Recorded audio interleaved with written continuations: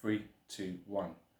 Hi, welcome back guys, and the topic for today's video is failure breeds success. So look, here's the thing, a lot of times in life we don't do things or go things or try things because we're afraid of failure. And a lot of times when we're afraid of failure, it's actually we're afraid of how we look as a failure more than actually just failing. Because really, there's no hindrance in failing, not really. You try something, for example, let's say he's going to kick the football at the goal, you take the shot, it doesn't go in. Such is life, right? You can say you failed. But really, you've only ever failed if you don't try again, right? Because failure is a part of the journey of success. To become successful, you're going to fail a few times. This is the way it is. When we see, for example, musicians and actors and stuff like that, and we see them, one minute we don't know who they are, the next thing they're blown up, and they're the next hot thing in Hollywood or on the radio, whatever it is, right? They didn't just blow up. What happened was they've been working diligently behind the scenes, but nobody saw that. And guess what they've been doing? They've been failing and succeeding and failing and succeeding, because what happens is when you have to hone a skill, you're going to have to get it wrong at certain points. At some time, you're going to get it wrong. So everybody that's been successful has failed, right? So if you're trying something out and you find yourself failing, remember, that's part of the formula, part of the recipe. Edison said, Edison's whole thing about light bulb, it took him 1,000 tries before he finally figured out how to create a light bulb, right, that worked properly. And when he was asked about it by a reporter, he turned around and said, quite famously, "Oh, I didn't get it wrong 999 times. I found out 999 ways not to do it, so I could do it the correct way," right? How many things in life would we not have accomplished had we not tried it, got it wrong, and adjusted and so forth?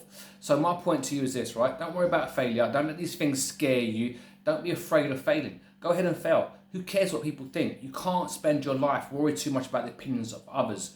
Others will always have opinions, and guess what? Their opinions won't always be the opinions that you want to hear. So you can't let that dictate how you live your life. So if there's something that you want to do, you should go for it. What's the worst that can possibly happen? Failure is not the end. Right, so failing at something is not the end. If you were walking down the street and you fell over, would you just lay there and say, "I can't move, I failed"? Or would you pick yourself up again and keep going, right? You get back up again and keep going. There's a saying that says, fall down 7 times, get up 8 times type of thing. And it just means that every time you fall, you get back up again until the point where you fall no longer. And if you want to know a really good example, look at a child.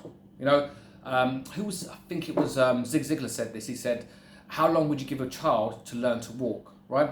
You wouldn't say to the baby, if you've got a baby, those of you that got kids or had kids, when it tries to walk and falls over, you wouldn't say, "Oh, you failed at that, kid. Don't do that again," right? Because it gets worse from here. It doesn't get any better from here. You wouldn't say that. You would encourage them to keep going again and again and again and again and again, right? Because you'd understand. By them getting up and trying and falling down, they're just going to get better and better and better to the point where they can actually do it. It's just like talking. If your child came up and said, "Good guy," you wouldn't say, "Go away, child, and come speak to me when you can speak proper English." You just wouldn't do that, would you? Because it wouldn't make any sense. You'd encourage that child.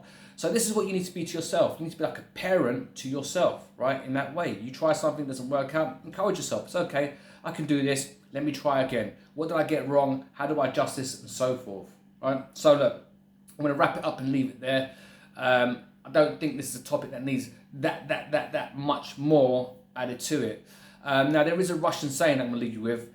The Russian saying is that the hands do what the eyes fear. So what it basically means is that when we see something that looks more difficult, if we just go ahead and try it, you'll find that we can accomplish it much more easier than if we don't do it at all, right? Because you've got to go for things. So you try it out. You have a go, and guess what? It gets easier. And that's what that's the basis of the saying, is that things are hard at the beginning, but as you keep doing them, they become easier and easier and easier. And I know all of you can look back to a point in your life where you've done something and it wasn't so easy at first. You could say you failed at first, but then you eventually got there. Treat everything like that and you'll get the same results. Listen guys, hope you've enjoyed the video. If you do, please give us a thumbs up. It helps the algorithm. Remember to comment, like, share, subscribe, and hit the notification bell down below so you can get notified of the next video when it comes up. And I'll catch you guys in the next one. Bye for now.